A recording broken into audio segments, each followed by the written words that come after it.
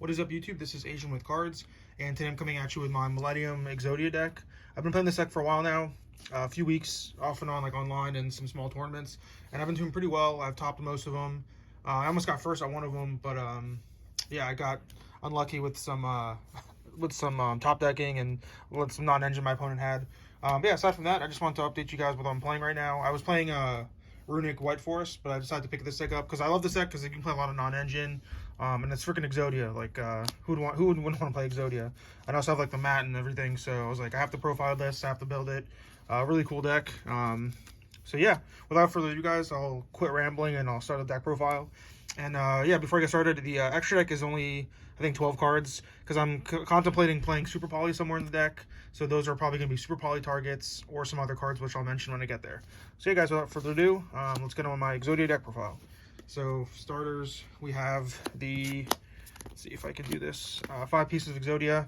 Unfortunately, you have to play this in the Exodia deck, but it's like any, I guess, like anime deck. Like Blue Eyes plays Blue Eyes, Dark Magician has to play Dark Magician. Even like the hero decks play Neos, which is a vanilla brick. So yeah, you got to play these cards. Unfortunately, sometimes you'll, like, I think one game I lost, I opened like 3 of these, and that was like terrible. But I mean, usually every game or every match I play, I usually open up 1 piece at least. So it's kind of bad. But this deck has a bunch of 1-card starters, so it kind of mitigates that by playing a bunch of starters and stuff. If that makes any sense. And then for the Millennium monsters, we have triple Blue Eyes. This card's amazing. It helps you dig for your Millennium Ankh so that all your other Millennium monsters have free cost. And then it being a Disruption Engrave is really good. And it's a 3000 beat stick, so really good. And then we play the triple Shield. This is probably the best one in my opinion, just because it searches your Ankh. So these cards are pretty much like the same. They search for Ankh and they help you have no cost for your cards. And yeah, Ankh is like the best card in the deck. And then triple of the Caveman. This card's really good too. Just being able to search these cards. These cards are all pretty much the same. They all do the same thing, except they're different names. So there's no conflicting like once per turn effects. So you can like play this one and this one at the same time, which is really cool. And they're all like big beat sticks. Like, I mean, this is not a beat stick, but like this is a beat stick. This is a beat stick which can come out for free depending on what your opponent does. So yeah, just free cards. And then I play 2 of the Golem. I've seen people play 3 of this card just to get the Wedgie Temple, and also this card being pretty big as well. But I think 2's fine. I might test out 3 in the future. We'll see. But like I said, I've only broke a couple times with this deck over like 100 matches in games. So yeah, I think that's a correct ratio. And for the Millennium spells, we play triple Ankh. This is the main card of the deck, heart and soul of the deck. It's not a once per turn, which is pretty cool. So if you like activate this and your opponent negates it, you can have another one. It's really cool. And yeah, the only downside is when you activate it, it shuffles back at the end phase or after you activate it. So yeah, so it goes back in the deck. So it's, yeah, pretty good. And then just blow up your field at the end phase or after you activate it. So, but there's some ways to get around that, and we play some cards in the extra deck to help you play around that. And then I played 2 Wedgie Temple, standard. I've seen people play 3 of this card, but it doesn't really do anything. It's a starter, but it doesn't really like have an interruption effect or anything. And if you draw this like by itself without any other combo pieces, kind of dead. So yeah, 2's just fine. And then the 1 Terraforming. I played another field spell, which you guys probably know if you play this deck. So yeah, I'll show you guys that later. And then we have the 1 Exodia Fire, the Rage. This is the one that board wipes your opponent.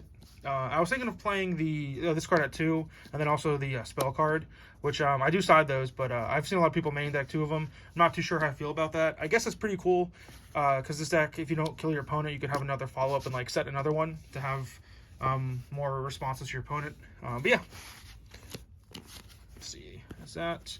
And then some more miscellaneous spells. We have the field spell I was talking about, Secret Village. This card's crazy. If you open this with your Exod, with your like combo, it's pretty much like an FTK.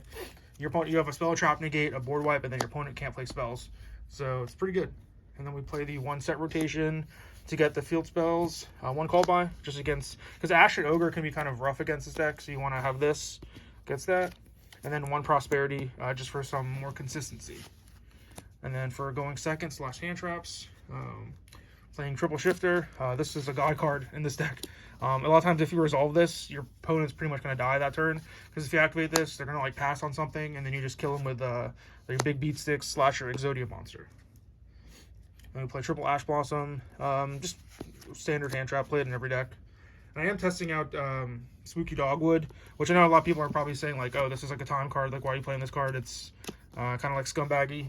But in this deck you pay a lot of life points depending on your hand. So I like to have this, and also it also works with this deck because your Exodia, the fusion monster, when he attacks, he gains attack equal to your life points.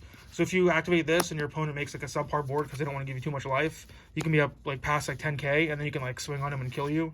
Especially if they don't know what you're playing game one, you might just activate this and they might just pass on something, and then you can just kill him with this. So really good.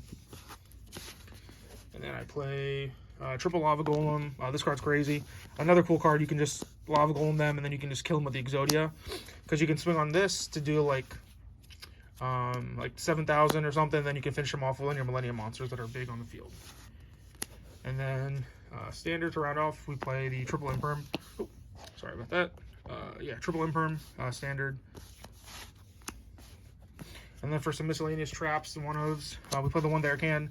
This card's crazy. It's at 1 for a reason, but sometimes you can draw it or get it off Prosperity, and it just like auto wins. Easy side out 2 against decks, so that doesn't really hurt. And then the Azaroon, because we play Silhouette Rabbit. And then for the extra deck, like I said, there's 3 cards missing, which I'll get to in a little bit. We have triple of the Unstoppable Exodia. This card's crazy. You can definitely play 2 of these cards, but I'm playing 3 just because you never know when you might need a third. So yeah, this card, it's a board wipe, it's a spell trap negate, and a big like 8,000 body, so really cool.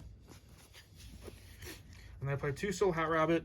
You can definitely cut this to 1, but I just wanted a second one just in case you might need one in the grind game. Doesn't really come up. And then the rest are just standard. IP, 2 Anima, Selene, Axis Code, Close World, Typhon. And then the 3 spots, if I don't play Super Poly, I'm definitely going to play the Link 2 that goes with the Close Maiden, the level 2 Light Fiend, and either like one of the Charmers and maybe another Anima, something like that. So that's that. The extra deck, you don't really matter. Doesn't really matter unless you just need this and this little Hat Rabbit. So extra deck's pretty flexible in that regard. And then for side deck, you guys can play anything you want, really. I don't need to show this, but yeah, they're triple Bishils for Graveyard Hate, triple Droll, standard, really good against a mirror match. Your back removal,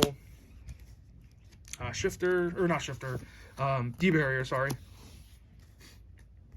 And then the one-ofs for going first. I just like to put these in going first so you have more chances of seeing this. And then this is obviously just good to draw so you can lock your opponent out.